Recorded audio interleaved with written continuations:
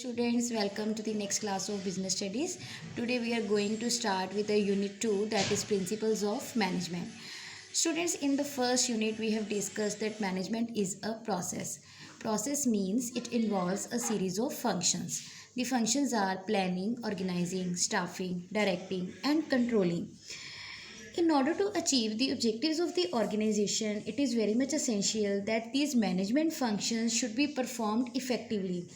And for the effective performance of these management functions, it is very much essential to apply certain principles of management. Now, what do you mean by principles of management?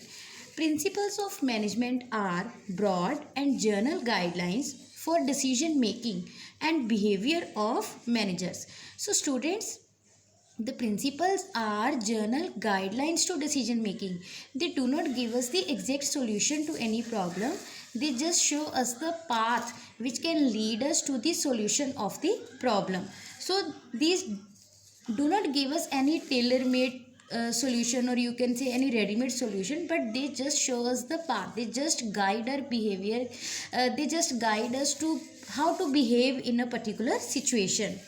So students, before starting with the various principles of management, it is very much essential to know the difference between management principles and pure science principles. As we have discussed in unit 1, that management is not an exact science. So let us differentiate between management principles and pure science principles. The very first basis of difference is flexibility. As the management principles are dealing with human behavior, and human behavior is unpredictable, so management principles have to be flexible. They have to be adjusted as per the behavior of the human beings. But the various scientific principles are static, or you can say absolute in manner, and they cannot be changed as per the behavior of the human being. So we can say that these are not flexible, these are rigid in nature. Then is application. Application means the management principles are to be applied with great creativity, and it involves personalized application. These have to be changed with the unpredictable behavior of the human beings. But the pure science principles are absolute and these cannot be changed. Then third one is relation with environment. As our business environment goes on changing, it is dynamic and it never remains the same. So the management principles have to be adjusted, have to be changed as per the changing environment, and as per the changing needs of the human beings, because the behavior of the human beings also changes with the changes in the environment. But the scientific principles, they do not have to keep pace with the changing environment. They are rigid in nature, they always remains the same.